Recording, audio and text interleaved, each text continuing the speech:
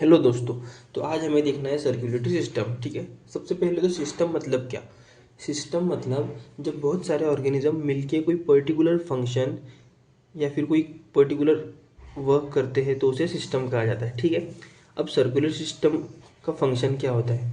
तो circular system जो होता है वो ट्रांसपोर्टेशन करता है किन किन चीज़ों का, ऑक्सीजन का, कार्बन डाइऑक्साइड का, न्यूट्रिएंट्स का, हार्मोन्स का, वेस्ट प्रोडक्ट का। ठीक है, अब इसमें लगने वाले ऑर्गन्स कौन कौन से हैं। तो सर्कुलेटरी सिस्टम में जो ऑर्गन्स आते हैं सबसे पहले हार्ट, फिर ब्लड और ब्लड वेसल। देखिए, हमने ब्लड की बात जो है वो एक सेपरेट चैप्टर पढ़ रखा है, इसीलिए इस चैप्टर में हम ब्लड की बात नहीं करेंगे, हार्ट और ब्लड वेसल्स के बारे में देखेंगे। तो सबसे पहले हम देखते हैं कि ब्लड वेसल्स होती क्या है। ठीक है, ब्लड वेसल तीन प्रकार की होती है, आर्टरीज, वेन्स, कैपिलरीज। ओके, जो आर्टरीज होती है और वेन, ये इनका जो वर्क होता है वो लगभग ऑपोजिट होता है, और कैपिलरीज इनके बीच में कनेक्टेड होती है। ठीक है, पहले हम आर्टरी और वेन समझेंगे। आर्टरीज जो होती है वो वेन के मुकाबले थिक होती है। ठीक है, थिक और थिन। आर्टरीज में वॉल नहीं होते, इस वेन में वॉल होते हैं। इसका कारण ये है क्योंकि देखिए, आर्टरीज में तो सब ऑक्सीजनेटेड ब्लड ही होता है, लेकिन वेन में डीऑक्सीजनेटेड ब्लड होता है, ताकि वो मिक्स ना हो, उसका फ्लो जो है वो एक ही डायरेक्शन में बना रहे, इसीलिए यहाँ पे वॉल होते हैं। आर्टरीज ज़्यादा इलास्टिक होती है वेन के मुकाबले। ठीक है, आर्टरीज है ना ऑक्सीजनेटेड ब्लड कैरी करती है, जबकि वेन डीऑक्सीजनेटेड ब्लड कैरी करती है। ठीक है, आर्टरी जो होती है वो हार्ट से ब्लड पार्ट्स तक ले जाती है, और वेन जो होती है ना वो पार्ट से ब्लड हार्ट तक लाती है। ये मेन डिफरेंस है। ठीक है, अब इसमें एक्सेप्शंस होते हैं, जैसे आर्टरीज में एक एक्सेप्शन होता है पल्मोनरी आर्टरी। देखिए, कहाँ तक करती है, तो लंग्स तक करती है। अब वेन की बात की जाए तो वेन में भी एक एक्सेप्शन आता है, पल्मोनरी वेन। देखिए, जहाँ पर भी पल्मोनरी बात शब्द आए ना, मतलब वो रेगुलर काम से ऑपोजिट काम करता है। ठीक है, आगे एक सर्कुलेशन भी आता है, पल्मोनरी सर्कुलेशन, और वो भी उल्टा काम करता है, ध्यान रखिए। तो फिर पल्मोनरी वेन क्या करती है, सारी वेन डीऑक्सीजनेटेड ब्लड हार्ट तक लाती है बराबर, लेकिन पल्मोनरी वेन जो होती है ना वो हार्ट तक ऑक्सीजनेटेड ब्लड लाती है। कौन सा, ऑक्सीजनेटेड। ठीक है, नेक्स्ट देखते हैं कैपिलरीज। कैपिलरी जैसा कि मैंने आपको बताया कि हाँ, वेन्स और आर्टरीज के बीच में जो कनेक्टेड होती है वो वेन कैपिलरीज होती है। देखिए, ये एक आर्टरी है और ये एक वेन है। ठीक है, जो कैपिलरीज आर्टरीज से कनेक्टेड होती है उसे आर्टरियल कैपिलरीज कहा जाता है, और जो कैपिलरीज वेन से कनेक्टेड होती है ना उसे वेनियस कैपिलरी कहा जाता है। कैपिलरीज का सबसे मेन फंक्शन क्या है कि जो ऑक्सीजन न्यूट्रिएंट्स है वह यहीं से हमारे बॉडी में घुलते हैं। ठीक है, अगर पूछा जाए कि ऑक्सीजन एंड न्यूट्रिएंट्स वगैरह, कार्बन डाइऑक्साइड, ये सब का ट्रांसफ़र कहाँ होता है, तो एक्चुअली जो ट्रांसफ़र होता है वो कैपिलरीज में होता है। ब्लड से तो होता है, लेकिन ब्लड कहाँ पे होगा, वो कैपिलरीज में होगा। ध्यान रखिए, इंपॉर्टेंट क्वेश्चन बनता है। ठीक है, जो कैपिलरीज होती है ना वो एकदम छोटी होती है आर्टरीज और वेन के मुकाबले। ठीक है, अब नेक्स्ट देखते हैं हम स्ट्रक्चर ऑफ हार्ट। तो हार्ट जो होता है ना वो एक मस्कुलर ऑर्गन है। सबसे पहले तो मस्कुलर पंपिंग ऑर्गन है। ठीक है, ब्लड को पंप करता है, इसका काम क्या है, ब्लड को पंप करना आर्टरीज में। और आर्टरीज क्या होती है, एक प्रकार की ब्लड वेसल्स होती है। और ब्लड जो हार्ट है ना, ह्यूमन हार्ट, वो कार्डिक मसल्स का बना है, ध्यान रखिए, कार्डिक मसल्स का बना होता है। अगली बात आती है वेट की। तो देखिए, जो मैन होते हैं ना उनमें हर ऑर्गन का वेट लगभग फीमेल से ज़्यादा होता है, ये बात ध्यान रखिए। उसी प्रकार फिर हार्ट का भी ज़्यादा होगा। तो मेल में हार्ट का जो वेट होता है वो 280 से लेके 340 ग्राम्स तक होता है। ठीक है, और फीमेल्स में 230 से लेके 280 ग्राम तक होगा। ठीक है, तो मैं आपको एक चार्ट के थ्रू आपको पूरा हार्ट का स्ट्रक्चर लगभग, और ब्लड कहाँ से कैसे फ्लो होता है वो आपको समझाता हूँ। ठीक है, आप इसको अज्यूम कर लीजिए ये एक्चुअली हार्ट है तो नहीं, लेकिन आप इसे अज्यूम कीजिए कि हार्ट। ठीक है, देखिए, अब हार्ट, ह्यूमन हार्ट के ना मेनली दो पार्ट होते हैं, एक एट्रियम होता है और एक वेंट्रिकल होता है। एट्रियम जो होता है वो ऊपर वाला होता है और वेंट्रिकल नीचे वाला होता है। ठीक है, एट्रियम का काम ब्लड को रिसीव करना है, मतलब बॉडी के अलग अलग पार्ट से जो ब्लड रिसीव होता है हार्ट में वो एट्रियम में होता है। और जो पंप करता है ना, हार्ट का जो पार्ट ब्लड को पंप करता है उसे वेंट्रिकल कहा जाता है। ठीक है, अब इसके भी दो, एट्रियम जो है वो भी दो पार्ट्स में डिवाइडेड है, एक राइट एट्रियम और एक लेफ्ट एट्रियम। उसी प्रकार वेंट्रिकल जो है ना वो भी दो इसमें डिवाइडेड है, एक राइट वेंट्रिलियम, राइट वेंट्रिकल, और एक लेफ्ट वेंट्रिकल, ठीक है।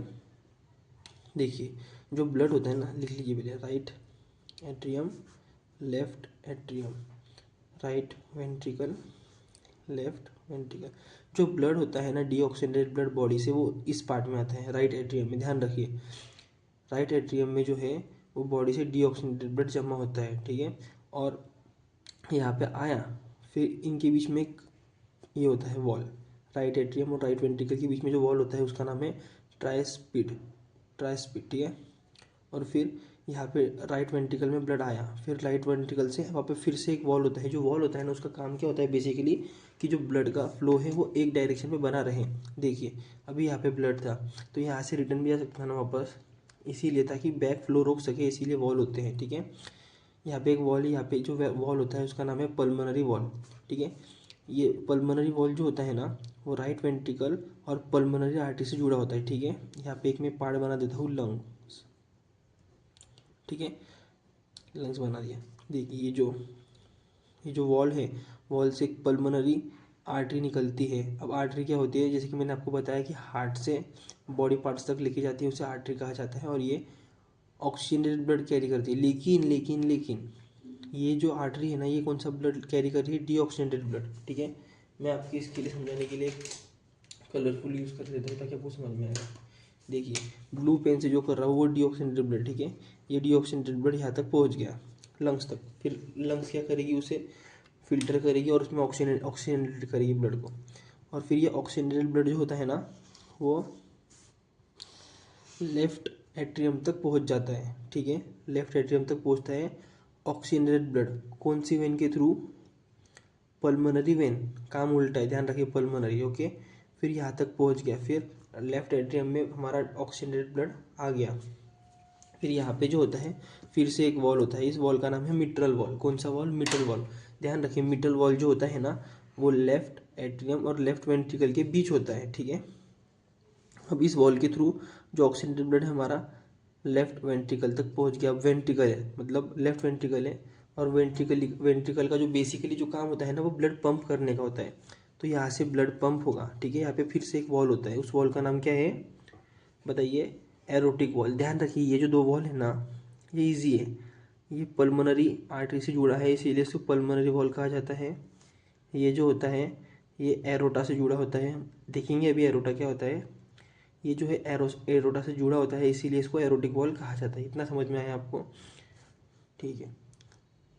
फिर एरोटा से ये ऑक्सीजनेटेड ब्लड जो है बॉडी के अलग अलग पार्ट्स तक जाता है, जैसे किडनी हुआ, ठीक है, और होता है लंग्स हुआ, किडनी हुआ, लीवर हुआ, ठीक है, और अदर बॉडी पार्ट्स नीचे के। उसी प्रकार ऊपर भी जाता होगा ना, तो ऊपर अपर बॉडी जैसे ब्रेन वगैरह हुआ, अपर बॉडी, ठीक है। ये एक पार्ट बना दिया मैंने, ये अलग अलग पार्ट्स है, ओके। देखिए तो ये जो होती है ना हमारी एरोटा, ये ऑक्सीजनेटेड ब्लड अलग अलग पार्ट्स तक पहुंचाती है। तो ये ऊपर भी जाएगी ना, तो ये एक ऊपर पार्ट ऊपर जाती है, ठीक है, ताकि ऊपर जो ऊपर के हार्ट के ऊपर के पार्ट्स तक पहुंचाने के लिए एक ऊपर भी जाना होगा, इसके लिए वो ऊपर गई और बाकी नीचे जाएगी, ठीक है। देखिए जो आर्टरी किडनी तक ऑक्सीजनेटेड ब्लड पहुंचाती है उसका नाम होता है रेनल आर्टरी, ठीक है। देखिए किडनी वाली का नाम है रेनल आर्टरी, और जो लीवर तक पहुंचाती है ना उसका नाम है हेप्टिक आर्टरी, ध्यान रखिए। उसी प्रकार जो इनसी वेन होगी ना, जैसे किडनी से निकलने वाली वेन उसका भी नाम क्या होगा, रेनल वेन, और जो लीवर से निकलेगी उसका नाम होगा हेप्टिक वेन। देखिए बॉडी के अलग अलग पार्ट से भी कुछ निकलेगी, ठीक है, ये गई। अब मैंने क्या कहा आपको कि लीवर से जो वेन निकलेगी उस वेन का नाम होगा हेप्टिक वेन। ये बात ध्यान रखिए, हेप्टिक, रेनल और लंग्स के लिए पल्मोनरी होती है, ठीक है। किडनी से निकलेगी वो रेनल वेन, और ये फिर जाती है ऐसा। देखिए जिस प्रकार आपने अपर बॉडी तक पहुंचाया था ब्लड, तो अपर बॉडी से भी कलेक्ट होना पड़ेगा ना, तो एक ऊपर अपर बॉडी से भी आती है, फिर ये ऐसे मिलके राइट एट्रियम तक जाते हैं, ठीक है। और फिर राइट एट्रियम में जो है वो ब्लड डीऑक्सीजनेटेड ब्लड फिर से जमा होता है, फिर से यही साइकिल कंटिन्यू होती है, ठीक है। तो ये जो वेन होती है ना, जो नीचे के जो बॉडी पार्ट से ब्लड कलेक्ट करके राइट एट्रियम तक पहुंचाती है, इस वेन को हम कहते हैं इन्फीरियर वेना कावा। और जो हार्ट के ऊपर के बॉडी पार्ट से जो वेना वेना कावा आती है उसे हम कहते हैं सुपीरियर वेना कावा, और ये दोनों मिला के ही वेना कावा होती है, ठीक है। आपको ये समझ में आया चार्ट कि कैसे कहाँ से कौन सा ब्लड फ्लो होता है, ये बहुत इंपॉर्टेंट है, ठीक है। ये वही चार्ट है, लेकिन मैंने आपको बना के दिया था कि आपको जल्दी समझ में आएगा लाइव में, ठीक है। देखिए अब वॉल के जो क्लासिफिकेशन है वो किस प्रकार है। हम हमारे हार्ट में एक्चुअली टोटली 4 वॉल होते हैं, ठीक है। जो राइट एट्रियम और राइट वेंट्रिकल, एक्चुअली जो वॉल्स एट्रियम और वेंट्रिकल्स के बीच में होते हैं ना, उन्हें एट्रियो वेंट्रिकुलर वॉल कहा जाता है, ठीक है।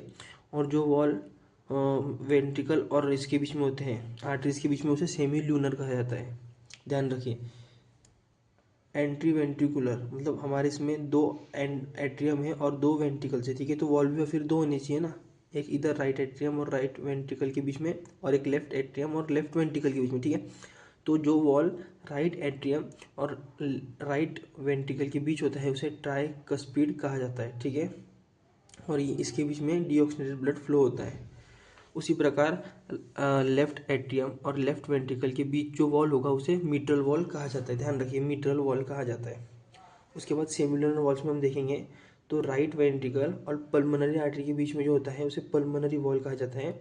उसी प्रकार लेफ्ट वेंट्रिकल और एरोटा के बीच में जो वॉल होता है उसे एरोटिक वॉल कहा जाता है, ठीक है। ये तो ईजी है, पल्मोनरी वॉल और एरोटिक वॉल ईजी है, नाम से ही समझ में आ जाएगा, ठीक है। अब इसमें एक क्लासिफिकेशन आता है हार्ट का, classification of heart on the basis of heart chambers. मतलब अभी हार्ट के अलग अलग क्लासिफिकेशन है, ठीक है। तो उसी प्रकार ऐसे हार्ट जिसमें 2 चेम्बर होंगे, फिर 3 चेम्बर होंगे, 4 चेम्बर होंगे, ठीक है। सबसे पहले हम देखते हैं 2 चेम्बर। इसमें जो होता है वो एक एट्रियम और एक वेंट्रिकल्स होता है, ठीक है। इसके एग्जाम्पल है फिश। इसके बाद आता है सेकेंड क्लासिफिकेशन, थर्ड 3 चेम्बर, ठीक है। 3 चेम्बर में 2 ऑरिकल्स होंगे और एक वेंट्रिकल होगा, इसका एग्जाम्पल होता है फ्रॉग एंड स्नेक। उसके बाद आता है 4 चेम्बर। 4 चेम्बर में जैसे कि ह्यूमन हार्ट है, उसके 2 ऑरिकल्स होते हैं और 2 वेंट्रिकल्स होते हैं। जैसे कि हमने देखा ह्यूमन हार्ट में एक राइट एट्रियम होता है, लेफ्ट एट्रियम होता है, और राइट वेंट्रिकल और लेफ्ट वेंट्रिकल होता है, ठीक है। इसकी जो एग्जाम्पल है वो है ह्यूमंस, मैमल्स, क्रोकोडाइल्स, एलिगेटर्स और बहुत सारे, ठीक है। अब सिंगल सर्कुलेशन और डबल सर्कुलेशन देखो, जैसे कि हमने देखा हमारे हार्ट में जो पूरी एक साइकिल थी, इधर देखिए आप डायग्राम में, ये पूरी एक साइकिल में जो ब्लड है वो हार्ट में पहले आया, फिर हार्ट से गया, फिर से हार्ट में आया, मतलब हार्ट में एक साइकिल में ब्लड 2 बार आता है, तो इसे डबल सर्कुलेशन कहा जाता है, ठीक है। देखिए मतलब जो ब्लड है ना वो हार्ट में एक साइकिल में 2 बार आता है, उसे डबल सर्कुलेशन कहा जाता है। और जिसमें ब्लड हार्ट में सिर्फ एक ही बार आता है उसे सिंगल सर्कुलेशन कहा जाता है। सिंगल सर्कुलेशन जो होता है ना उसमें जो इफ़िशियंसी होती है वो कम होती है, ठीक है। और डबल सर्कुलेशन में ब्लड अच्छा होता है, मतलब प्रॉपर ऑक्सीजनेटेड होता है। इसमें जो है सिंगल सर्कुलेशन में वो ब्लड मिक्स होने के हाई चांसेस हैं, और इसमें जो होता है डबल सर्कुलेशन में ब्लड मिक्स नहीं होता। सिंगल सर्कुलेशन के एग्जांपल देखिए, यहाँ पे एक हिंट बताता हूँ, जिसमें 2 चेम्बर होंगे ना वो हमेशा सिंगल सर्कुलेशन करेगा, और जिसमें 4 चेम्बर होंगे वो हमेशा डबल सर्कुलेशन करेगा, ठीक है। तो एग्जांपल भी देख लीजिए आप, डबल सर्कुलेशन के एग्जांपल है ह्यूमंस, बर्ड्स, जबकि सिंगल सर्कुलेशन का क्या है फिश, जिसमें 2 चेम्बर होते हैं, ठीक है। नेक्स्ट आता है ब्लड प्रेशर, ठीक है, ईजी है समझ जाइए आप यही। ब्लड प्रेशर यानी जो हमारा ब्लड होता है ना वो ब्लड वेसल्स के वॉल्स पे कुछ प्रेशर डालता है, उसे ही ब्लड प्रेशर कहा जाता है। जो ब्लड प्रेशर होता है वो हमारी ब्लड वेसल्स की वॉल्स पर कुछ प्रेशर डालता है और उसे ब्लड प्रेशर कहा जाता है, ठीक है। अब आपने सुना होगा कि ह्यूमन बॉडी का नॉर्मल ब्लड प्रेशर होता है 120 mm से 120 mm और 80 mm। अब ये 2 ब्लड प्रेशर क्या है, तो एक्चुअली सबसे पहले आपको ये समझना होगा कि ह्यूमन हार्ट के एक्चुअली 2 होते हैं, एट्रियम और वेंट्रिकल, 2 पार्ट्स में एक्चुअली डिवाइडेड है, ठीक है। एट्रियम होता है और वेंट्रिकल होता है। तो जो ह्यूमन हार्ट है ना, उसका एट्रियम भी कॉन्ट्रैक्ट और रिलैक्स करता है और वेंट्रिकल भी कॉन्ट्रैक्ट और रिलैक्स करता है। तो अब हम कंफ्यूज हो जाएंगे कि हमें लेना किसका है, इसीलिए हम जो होते हैं ना, वो सिर्फ वेंट्रिकल जब कॉन्टैक्ट और रिलैक्स करता है उस समय का प्रेशर, ब्लड प्रेशर चेक करते हैं, ठीक है। और दूसरी इम्पोर्टेंट बात कि जो आर्टरीज होती है उसमें हाई ब्लड प्रेशर होता है एज़ कम्पेयर टू वेन। इसका रीज़न क्या होगा बताइए? क्योंकि जो हार्ट होता है ना, वो ब्लड पंप आर्टरीज में करता है ना कि वेन में, इसीलिए आर्टरीज का प्रेशर वेन से ज़्यादा होता है। और हम हमेशा ब्लड प्रेशर आर्टरी में ही मेजर करते हैं, ये बात ध्यान रखिए, ठीक है। अब ब्लड, आपको इतनी बातें समझाई। अब देखिए, ब्लड प्रेशर दो प्रकार के होते हैं, एक सिस्टोलिक प्रेशर और एक डायस्टोलिक प्रेशर। देखिए मैं आपको एकदम सिंपल भाषा में समझाता हूँ, ना कि बुक्स के टर्म्स में, ठीक है। सिस्टोलिक प्रेशर के अंदर जब हमारा वेंट्रिकल होता है ना, वो जब कॉन्टैक्ट करता है उस समय जो आर्टरी में प्रेशर होता है उस प्रेशर को सिस्टोलिक ब्लड प्रेशर कहा जाता है। समझ में आया? जो वेंट्रिकल होता है हमारा, वो जब कांटेक्ट करता है, ठीक है, उस समय आर्टरी में जो ब्लड प्रेशर होता है उसे सिस्टोलिक प्रेशर कहा जाता है, ठीक है। उसी प्रकार डायस्टोलिक प्रेशर। अब डायस्टोलिक प्रेशर क्या होता है, ठीक है, जिस समय हमारा वेंट्रिकल रिलैक्स करता है उस समय आर्टरीज में जो ब्लड प्रेशर होता है उसे डायस्टोल ब्लड प्रेशर कहा जाता है। फिर से सुनिए, जिस समय हमारा वेंट्रिकल रिलैक्स करता है उस समय जो आर्टरी में प्रेशर होता है, ब्लड प्रेशर, उसे डायस्टोलिक ब्लड प्रेशर कहा जाता है, ठीक है। अब सिस्टोलिक प्रेशर की जो ये होती है नॉर्मल ये लिमिट, वो 120 mm होती है और वेंट्रिकल की जो होती है वो 80 mm होती है, ठीक है।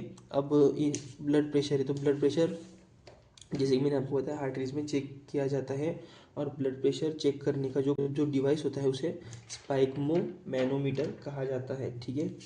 अब नेक्स्ट देखेंगे हम कार्डिक साइकिल, ठीक है। कार्डिक साइकिल क्या होता है? तो जैसे कि मैंने आपको बताया कि हमारा आर्ट्रियम भी रिलैक्स और कॉन्ट्रैक्ट होता है और वेंट्रिकल भी कॉन्ट्रैक्ट और रिलैक्स होता है, ठीक है। तो कार्डिक साइकिल मतलब एक कंप्लीट साइकिल जिसमें आर्ट्रियम और वेंट्रिकल दोनों कॉन्टैक्ट और रिलैक्स होंगे, उस साइकिल को कार्डिक साइकिल कहा जाता है, ठीक है। ये एकदम सिंपल लैंग्वेज में आपको बता रहा हूँ। और अगर किताबी लैंग्वेज में देखिए, सिस्टोल मतलब कॉन्ट्रैक्ट और डायस्टोल, ठीक है, डायस्टोल यानी रिलैक्स, ये इनकी टर्म्स है। सिस्टोल एंड डायस्टोल मतलब कॉन्ट्रैक्ट एंड रिलैक्स, मतलब जब हमारा हार्ट टोटली कॉन्टैक्ट और रिलैक्स होगा। अब हार्ट के अलग अलग कंपोनेंट्स है, जब वो कंपोनेंट्स है मतलब पार्ट्स है, ठीक है। अब जब वो टोटली कॉन्टैक्ट और रिलैक्स होंगे तभी तो पूरा हार्ट होगा ना, तो ठीक है, समझ में आया आपको कि अ cycle, it is a cycle of complete systole and diastole of heart, ठीक है। और एक कार्डिक साइकिल कंप्लीट होने में टाइम जो लगता है वो 0.8 सेकेंड लगता है, ठीक है।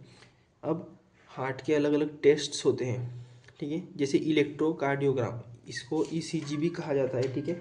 ये जो इस टेस्ट में क्या होता है, हमारे हार्ट की इलेक्ट्रिकल एक्टिविटीज़ नोटिस की जाती है। उसी प्रकार एक होता है इको, जिसका नाम है इकोकार्डियोग्राफी। इसमें जो होता है वो अल्ट्रा साउंड के ज़रिए हमारे हार्ट का स्ट्रक्चर और फंक्शनिंग नोटिस की जाती है।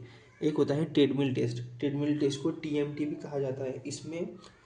इस टेस्ट में हमारे ह्यूमन हार्ट जब स्ट्रेस में होता है, जब प्रेशर में होता है, मतलब हार्ड वर्किंग करते हैं ना हम, उस समय हमारा हार्ट की जो सब चेकिंग वगैरह होती है उसे ट्रेडमिल टेस्ट कहा जाता है। एक होता है एंजियोग्राफी, जिन पेशेंट्स में ब्लॉकेज वगैरह हो सकते हैं उन पेशेंट्स में ये चेक की जाती है ताकि हम ब्लॉकेज है या नहीं ये कंफर्म कर सकें, ठीक है। अब देखते हैं पेसमेकर, ठीक है। पेसमेकर हमारे हार्ट के लिए बहुत इंपॉर्टेंट है। इसे हम नेचुरल पेसमेकर ऑफ हार्ट भी कहा जाता है, ठीक है। इसका जो सबसे इम्पोर्टेंट फंक्शन है, ये हमारी हार्ट बीट को कंट्रोल करता है, मतलब हमारी धड़कन जो हार्ट बीट करता है ना उसे कंट्रोल करता है, ठीक है। अब ये पेसमेकर जो होता है वो स्पेशल टाइप ऑफ सेल से बना होता है जिनका नाम है सिनोट्रियल नोड्स, ठीक है। और पेसमेकर जो होता है ना वो इलेक्ट्रिक इम्पल्स जनरेट करता है और ताकि हार्ट को कॉन्टैक्ट करा सके। अब एक बात सोचिए आप कि जो पेसमेकर है वो कहाँ पर है, तो एट्रियम में है ना, राइट एट्रियम में है। तो फिर वहाँ से जो मैसेज है, मतलब इनका वो मैसेज कैसे जाएगा? देखिए आप सोचिए कि जो पेसमेकर होता है वो कहाँ पे उसकी लोकेशन है, तो राइट एट्रियम में, ठीक है। तो अब कोई चीज़ चाहिए ना जो राइट मतलब एट्रियम से वेंट्रिकल्स तक मैसेज पहुँचाए ताकि वहाँ पे भी जल्दी से कॉन्टैक्ट और रिलैक्स हो सके, तो ये काम करते हैं पुरकेंजे फाइबर। ध्यान रखिए, पुरकेंचे फाइबर जो होते हैं ना, वो स्पेशल हार्ट में मसल फाइबर होते हैं जो कि जल्दी से ये इलेक्ट्रिकल सिग्नल वेंट्रिकल्स तक पहुंच जाते हैं, ताकि उनकी जो धड़कन है वो बनी रहे, मतलब कंटिन्यूस में चलती रहे। ठीक है, अब दो चीज़ आती है, हमने आरटीएम और वेंट्रिकल तो देखे, एक होता है हार्ट रेट और एक होता है पल्स रेट। इस पर क्वेश्चन बन सकता है, हमें लगता है कि हार्ट रेट और पल्स रेट सेम है, लेकिन एक्चुअली में ये अलग अलग चीज़ है। हार्ट रेट यानी नंबर ऑफ हार्ट बीट्स, जो हमारा हार्ट धड़कता है ना, कॉन्टैक्ट रिलैक्स, उसे हार्ट रेट कहा जाता है। और पल्स रेट यानी number of time pulse felt in artery, हमारे आर्टरीज में कितने बार पल्स को फील किया जाता है, उसे पल्स रेट कहा जाता है। ठीक है, ये था आपका छोटा सा चैप्टर। इसमें सबसे इम्पोर्टेंस ये जो डायग्राम मैंने आपको सिखाई ना, वो है, और बाकी फिर कुछ कुछ छोटी छोटी चीज़ें। ठीक है, थैंक यू।